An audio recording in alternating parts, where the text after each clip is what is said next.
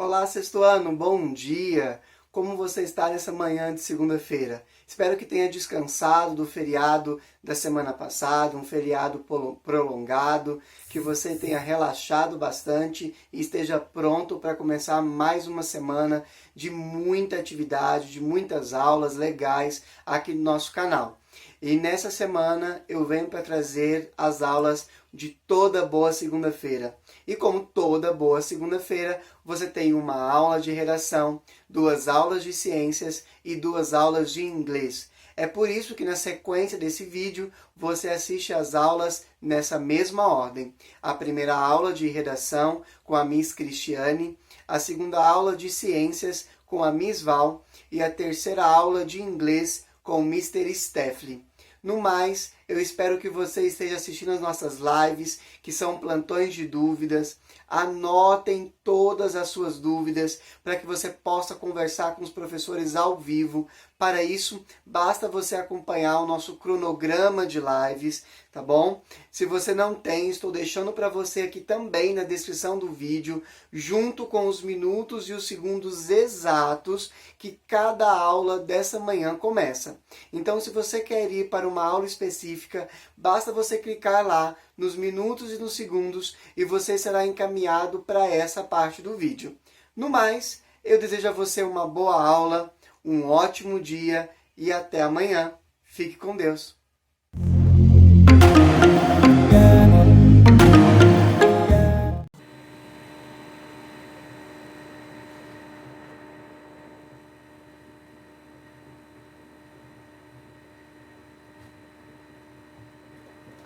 Bom dia, sexto ano, tudo bem com vocês? Espero que esteja tudo ótimo.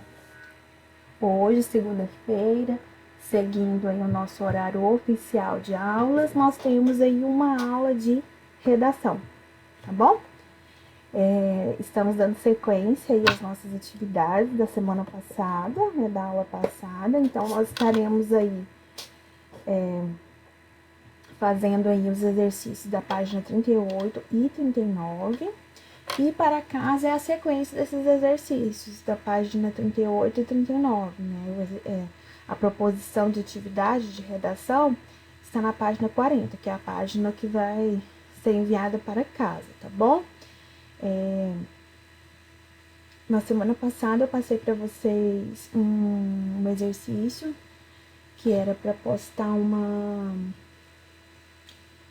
eu postei, né, os exercícios, uma lista de exercícios referente a uma fábula, né, fábula do colibri, e alguns ainda não postaram a atividade já realizada lá no Google Classroom, tá? Então, fiquem atentos aí para manter a pontualidade, né, com relação aos exercícios, ok? É importante, tudo vale nota, tudo está sendo avaliado, tá? É como se vocês estivessem realmente em sala de aula, né? Presencial, mas aqui é virtual, mas o compromisso tem que ser o mesmo, tá bom? Então agora, meninos, vamos abrir aí na página 38, tá bom? Na página 38, tem aí, no início aí, escrito assim, sinopse de livro.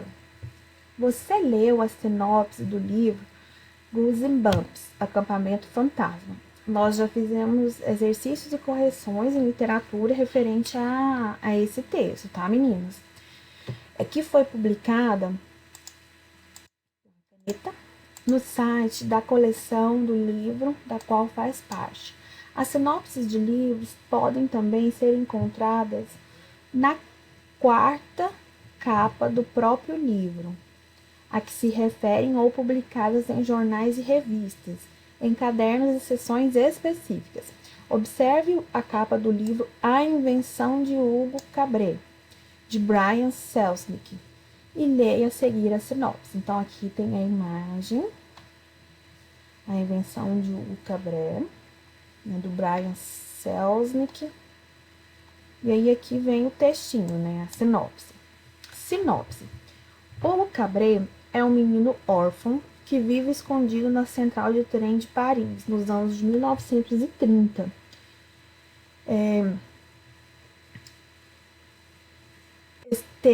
Opa! esteigando-se por passagens secretas. Meu mouse caiu aqui, por isso que eu ri. Hugo cuida dos gigantescos dos relógios do lugar, escuta seus compassos, observa os enormes ponteiros e responsabiliza-se pelo funcionamento das máquinas. A sobrevivência de Hugo depende do anonimato.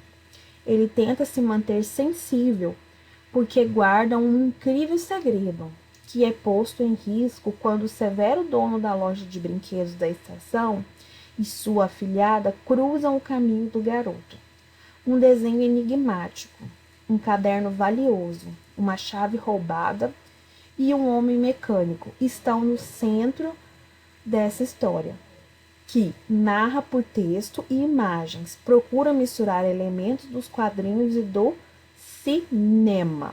Então aí, né, esse sinopse aqui foi retirado da invenção de Hugo Cabret e foi desse site aqui, da Livraria Cultura. E o acesso foi aqui, em 11 de setembro de 2015. Vamos lá para os exercícios. Número 1. Onde a sinopse foi publicada? Acabei de ler. Diquinha. 2. Que informações, vou aumentar a letra aqui, né? Que informações referentes ao livro aparecem nessa sinopse? B. Nessa sinopse, a opinião de quem a escreveu. Então, você vai reler aqui, né? Para fazer e vai observar se tem ou não a opinião de quem escreveu. 4. A que público essa sinopse é destinada? Como você chegou a essa conclusão?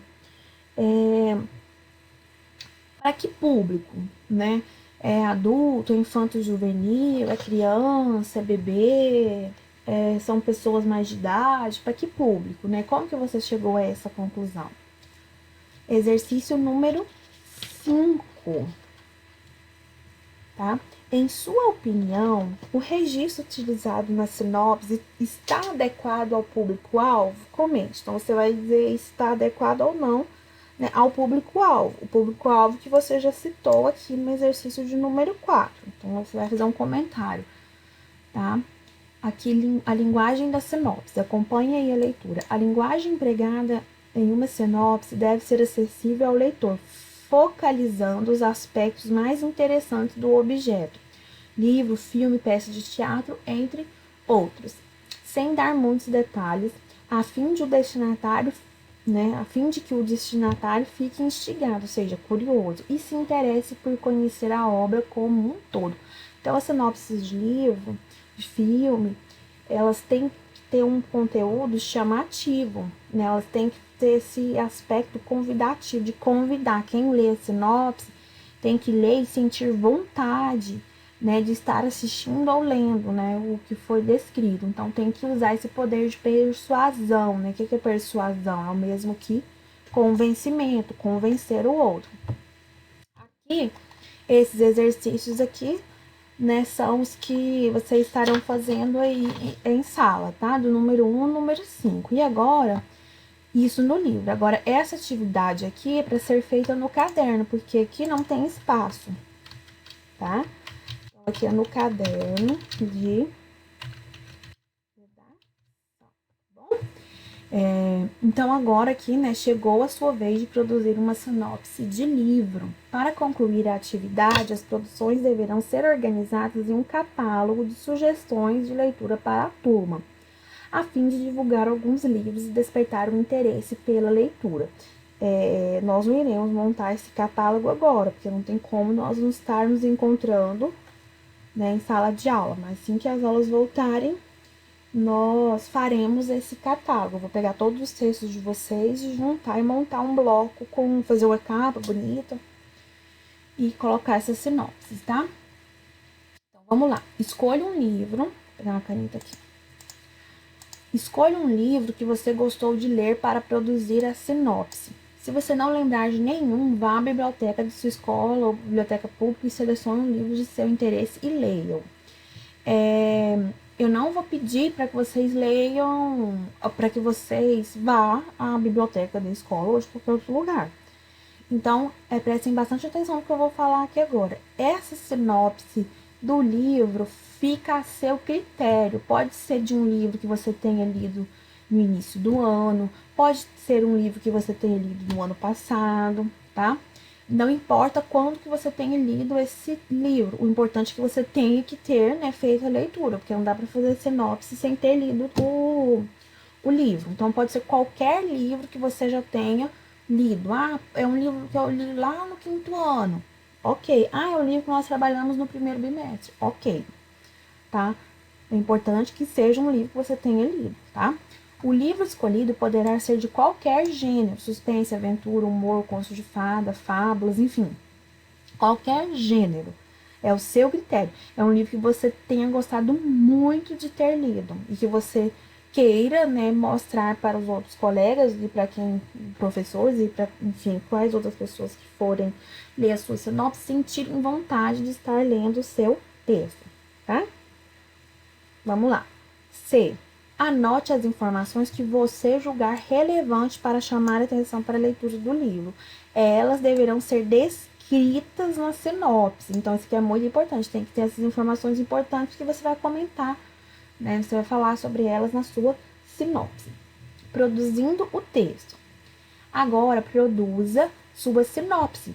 As instruções a seguir auxiliarão em sua produção. É muito importante todas as dificuldades de produção textual que tem aqui no livro, vocês estarem observando essas pontuações, tá? Que o livro didático traz. Essas instruções, porque elas são de grande importância, tá?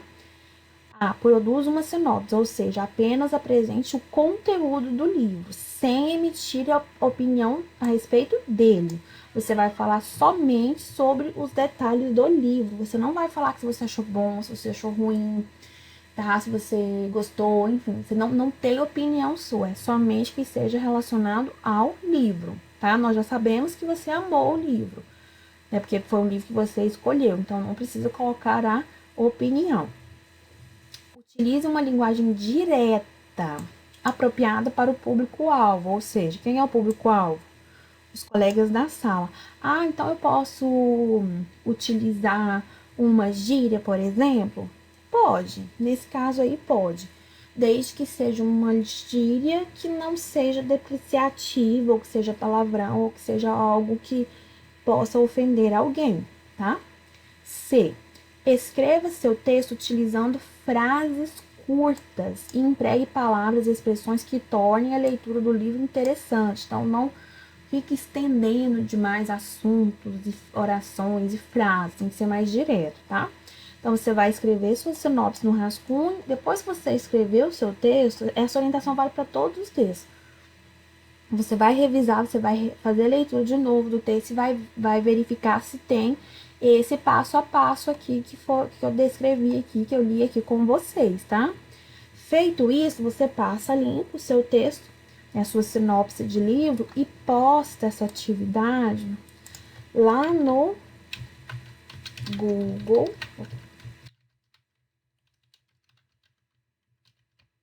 Classroom. Por quê? Porque através do Google Classroom que eu avalio vocês, que eu estou salvando, tem pastas aqui no meu computador que eu venho salvando todas as atividades de vocês, né? E vou corrigindo e vou marcando aqui quem tá fazendo, quem não tá, enfim, né?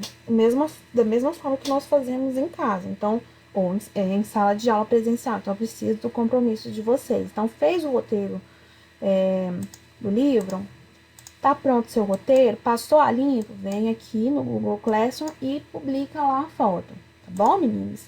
Essa publicação eu vou pedir para vocês estarem fazendo ela até o dia 30/4, tá? Porque dia 1º é feriado, tá? É dia do trabalho. Então, vocês publiquem até o dia 30/4. Ah, professora, eu fiz hoje, dia 27, segunda-feira, pode. Tá, mas eu quero que a data limite seja essa aqui, tá? Para que não fique acumulando coisas demais para vocês estarem fazendo e realizando, tá? Meninos, bom dia para vocês, uma ótima semana, cuidem-se, coloquem as leituras, as atividades em dia, tá bom?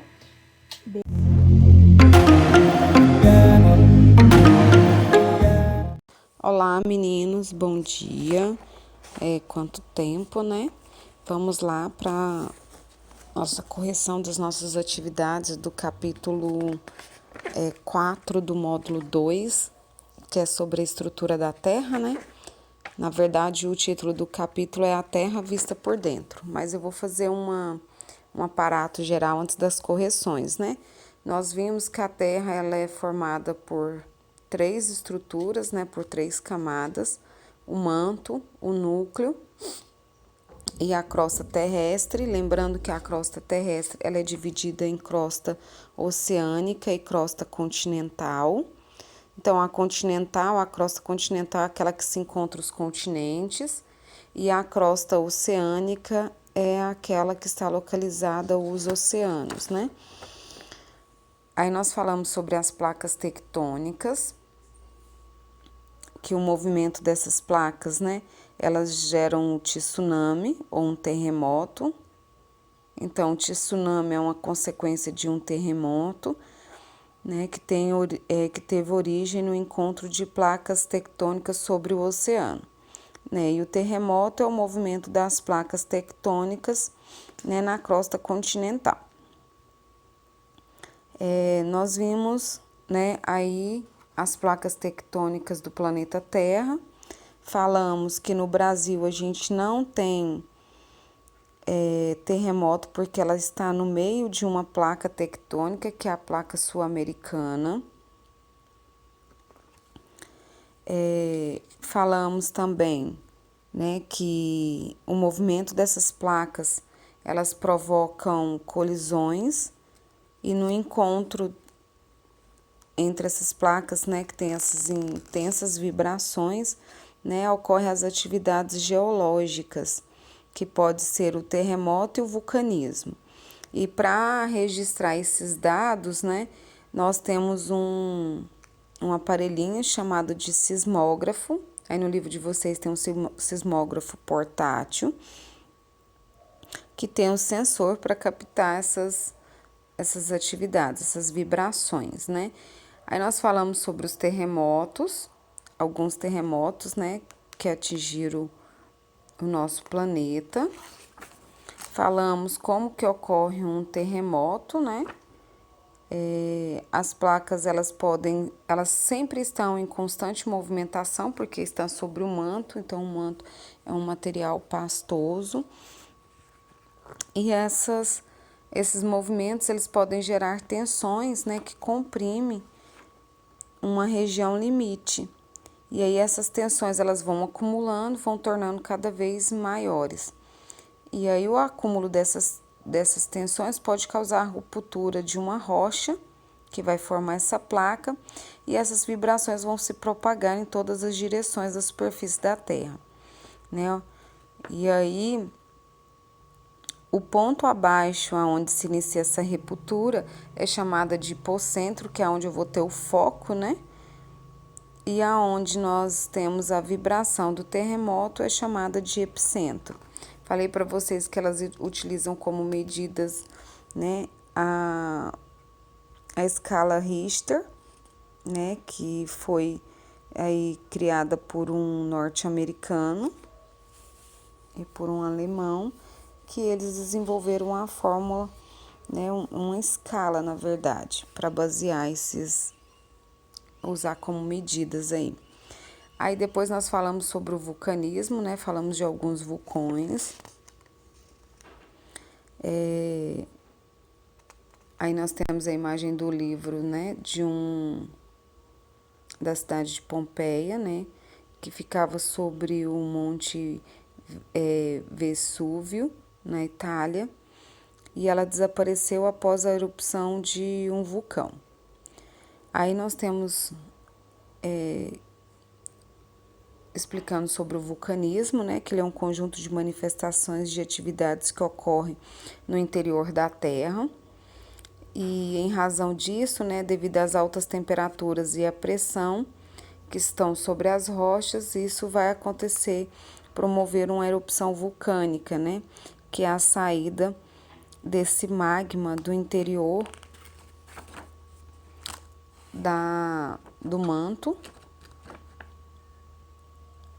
E aí, quando isso atinge a superfície, ela é chamada de lava. Então, olha aí, eu expliquei para vocês como que acontece a erupção vulcânica, né? Nós temos as câmeras magmáticas, que é a letrinha A lá embaixo, e aonde vai se acumular esse magma.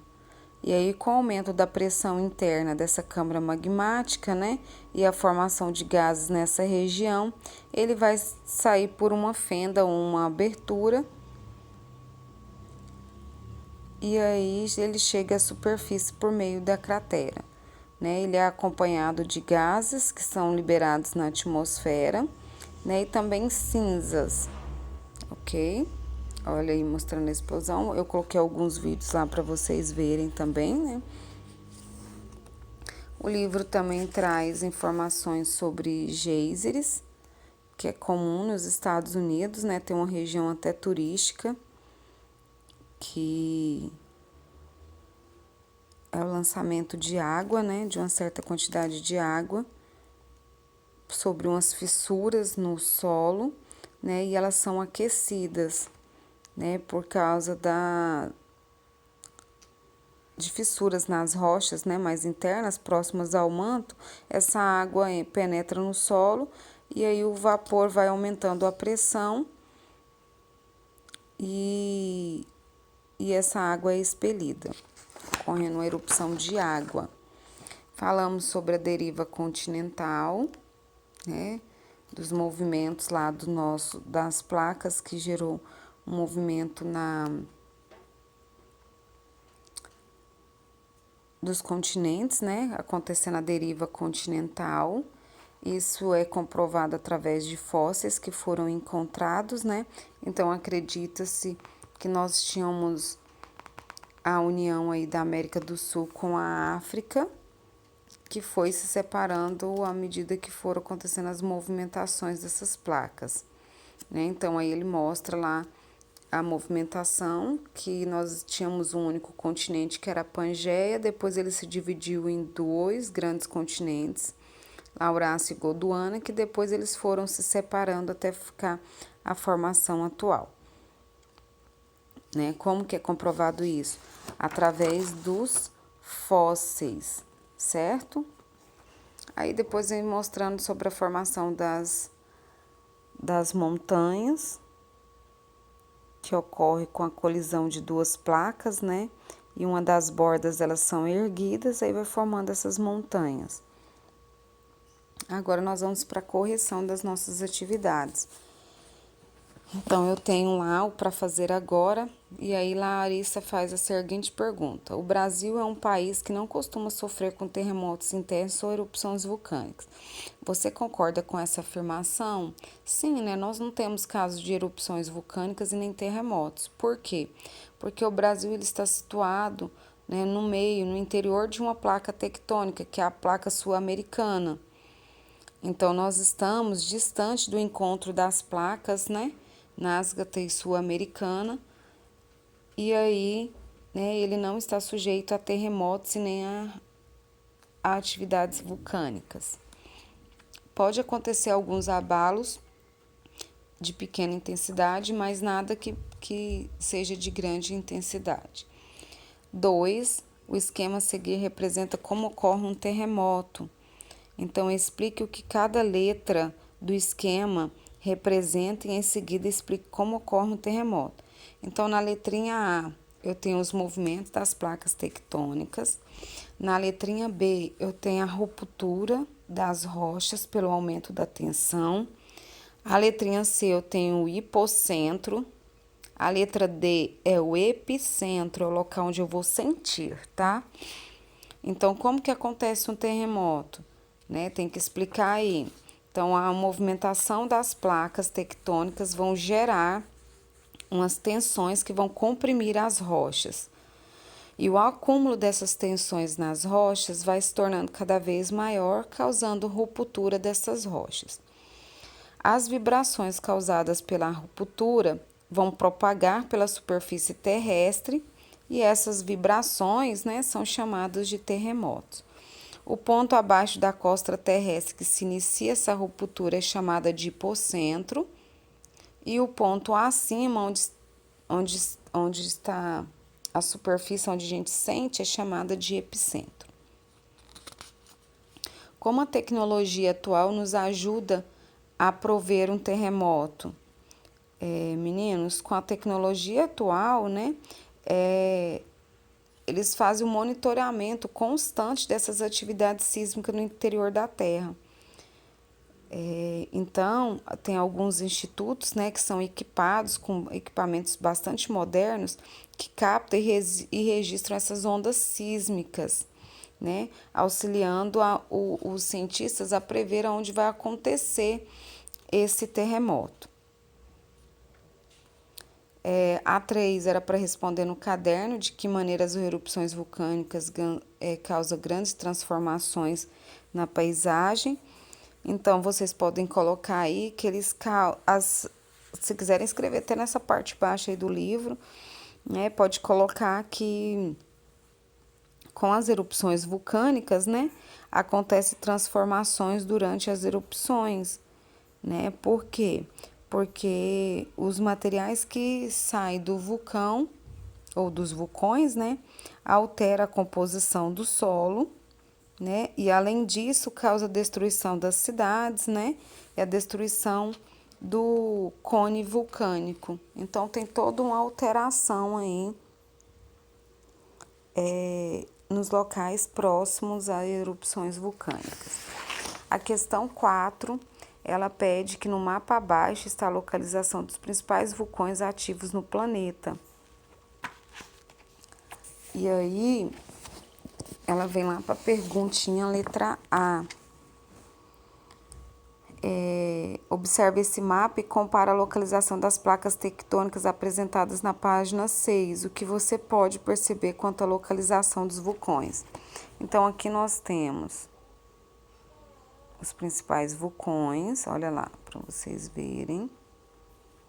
E aí, ele pede para a gente voltar lá na página onde eu tenho das placas tectônicas. Vamos voltar, tia Val vai voltar. Ele pede para voltar nesta imagem, ó, pra gente fazer a comparação, certo? Aí ele pergunta, né, o que você pode perceber com relação à localização dos vulcões? Então, você vai colocar, né, que os principais vulcões ativos no planeta, eles estão, né, eles encontram-se nas regiões próximas ao encontro das placas tectônicas. Então, aonde eu tenho o encontro das placas tectônicas, eu tenho os vulcões ativos do nosso planeta, olha lá. Olha lá, se vocês verem, na placa, eu esqueci, eu acho que é de Nazca, que tem aí a Cordilheira dos Andes, bem aqui, ó, tá vendo, ó? Nessa região onde tá escrito o nome de um vulcão, que é o Aconcagua. Então, se vocês prestarem atenção, olha tanto de vulcões que eu tenho, então, na região das placas tectônicas. Olha aqui o Krakatoa, ó. Ah lá, o Krakatoa é um dos que entrou em erupção no finalzinho de março, agora, né, início de abril. E temos outros vulcões, né? Acho que, se eu não me engano, foram 3 que entraram em erupção esse ano. Então, vocês observam que é onde a gente tem encontros de placas tectônicas. Então, você pode colocar aí, né, que os vulcões ativos, eles se encontram nas regiões próximas ao encontro das placas tectônicas. Letra B, para você justificar. Então, você pode colocar aí que nas regiões onde eu tenho encontro das placas tectônicas, elas são mais suscetíveis à ocorrência de atividades sísmicas. Questão 5, né? Mostra a estrutura de um vulcão. mostrando aí no esqueminha ao lado. Aí na letra A, você vai explicar o que é necessário para que ocorra um derramamento de magma e a saída de gases pelas crateras adventícias. Então, você vai colocar, né, que é necessário que as crateras laterais tenham ligação com a câmara magmática para que o magma seja conduzido até elas. Além disso, também é necessário, né, que o magma ele encontre-se em uma pressão suficiente para que seja empurrado para as crateras, certo? Então, você vai colocar aí que as crateras têm que ter ligação com a câmara magmática e tem que ter, né, uma pressão suficiente para que esse magma seja empurrado até essas crateras. O que acontece com o magma após sair pelas crateras do vulcão? Meninos, o magma ao sair pelas crateras do vulcão e atingir a superfície terrestre, né? Eles se desprendem para a atmosfera, os gases, né? E o magma passa a ser chamado de lava. E aí, quando essa temperatura diminui, essa lava ela vai se solidificar, então ela vai se transformar em sólida, né? E vai acumular no cone vulcânico e no solo próximo ao vulcão. Então, ele vai se transformar em uma rocha, certo? Então, para fazer agora,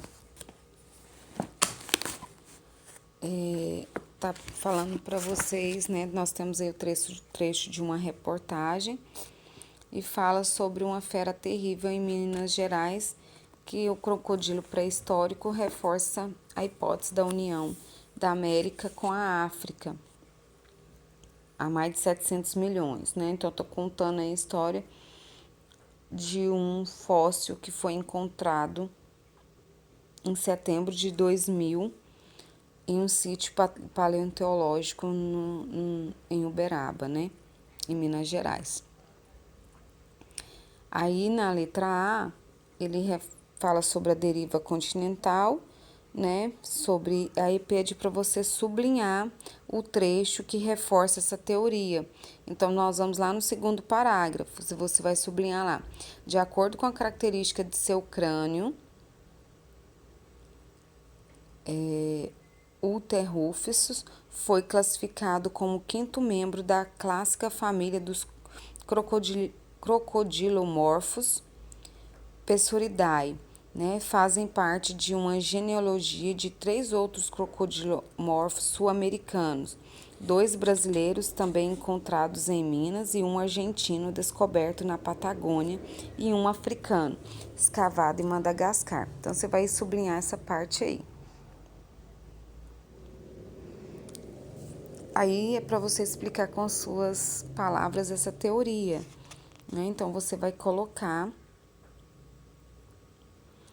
que ao analisar, né, as características das costas, né, atlânticas da América do Sul e da África, percebe-se que elas encaixam como se fosse um quebra-cabeça. E também sobre a descoberta, né, de espécies semelhantes no Brasil e na África. Então, levantou essa hipótese. Há cerca de 220 milhões de anos atrás, esses continentes eles se encontravam agrupados, o que foi chamado de Pangeia. Tá ok? Aí agora a questão 2. Observa a fotografia a seguir. Explique com suas palavras a formação de uma montanha de origem vulcânica, como o Monte Fuji. O Monte Fuji ele se localiza no Japão, meninos. É uma montanha de origem vulcânica. Ele tem até o formato cônico. Então, você vai colocar aqui em uma erupção vulcânica, quando o magma ele atinge a cratera do vulcão, ele derrama ao redor dela. E isso vai acontecendo gradativamente, então ela se esfria, solidifica e acumula-se ao redor da cratera e vai formando o vulcão e vai aumentando as suas dimensões. Pesquise outras montanhas de origem vulcânica. Nós temos o Monte Vesúvio, o Monte Etna, todos são localizados aí na Itália, tá ok? E a 3, que era para responder no caderno, era para pesquisar e citar danos que os gases provenientes do vulcão em erupção pode causar aos seres humanos. Meninos, esses gases emitidos por um vulcão em uma erupção, eles causam danos à saúde humana. O dióxido de enxofre, por exemplo, ele pode causar asfixia e envenenamento. O gás carbônico pode levar ao sufocamento. O gás de ácido clorídrico causa corrosão dos tecidos dos pulmões e entre outros problemas, tá ok? Então, aí tem uma atividade prática, se vocês quiserem fazer, para mostrar aí como faz para ver os movimentos aí, né, da crosta terrestre, tá ok? Beijinhos para vocês, até a próxima aula.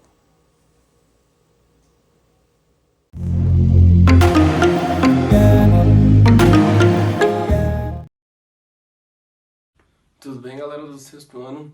Para nossa matéria dessa semana, para nossa primeira aula, eu trouxe para vocês o conteúdo de Let's. Então, vamos entender um pouquinho o que seria Let's, que a gente usa tanto em inglês. Vocês me fazem muitas perguntas sobre esse conteúdo e a gente vai ver umas explicações e um exercício lá no final, beleza? Vamos lá então. Let's, em inglês, ele é usado para dar uma suggestion, uma sugestão. Então, por mais que ele pareça uma order, que é uma ordem, certo? Que aí a gente estaria usando a forma imperativa.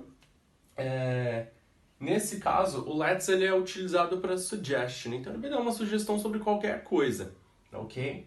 Então, nós temos alguns exemplos aqui em cima. The first one is in the affirmative. The second is the negative. Let's go. Let's go up there again. Vamos lá de novo.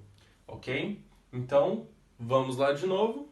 Pode ser uma sugestão super tranquilinha e aqui utilizada no affirmative form, na forma afirmativa do meu verbo em si, né?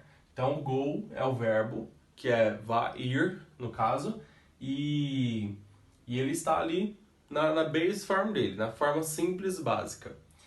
E let's not eat now, não vamos comer agora. Not eat, então nós temos o verbo eat, que é comer. Not eat, não vamos comer agora. Então, eu tenho um exemplo de negativo a partir do not. Então, se eu quiser passar qualquer frase que eu criei no afirmativo pro negativo, eu somente tenho que acrescentar o not depois do let's, ok? E lembra que vocês têm que colocar um apóstrofo para separar o S da palavra let, alright? Porque senão perde o sentido da gramática. Alright, here we have. Aqui nós temos a forma básica, a estrutura básica do let's, que seria let's plus verb base form. O verbo na base form, na fórmula base, é aquele verbo que ele não está no infinitivo, ele não tem a presença de to antes, porém ele é um verbo que não está modificado, ok? Ele permanece igualzinho a gente encontra no livro, na internet. Então, por exemplo, go, play, watch, ok? Ride, fly, são verbos que estão na base form, eles não foram conjugados. Então, é sempre um let's plus verb base form, um verbo não conjugado, plus the complement. E o complemento é o complemento que vocês quiserem dar, ok? Vocês são livres para escolher um complemento para essa parte. First, use to give suggestions, é o que nós trabalhamos. Certinho? Então, o let's ele é usado para dar sugestões. A gente pode trabalhar ele tanto no afirmativo quanto negativo. Para o negativo, eu coloco not depois do let's. Essa é a minha estrutura básica de uma frase com let's. E por último, eu trouxe um exercício para vocês. Esse exercício, vocês vão ter que create 10 examples, criar 10 exemplos of sentences using let's. De frases usando let's, ok? E aí vocês escolhem, podem ser 5 afirmativas, 5 negativas, tudo afirmativo, tudo negativo, vocês que escolhem, ok? O importante é ter a estrutura e ter o let's, que é a nossa sugestão, alright? Não vai ter atividade sobre esse tema lá no Google Classroom, porque a atividade já está aqui no vídeo, e essa atividade pode ser feita no caderno, ok? Normalmente, lembrem de datar, colocar a data nos exercícios. essa é a nossa aula de segunda-feira, ok? Então esse é o nosso conteúdo, galera. Até mais. Tchau, tchau.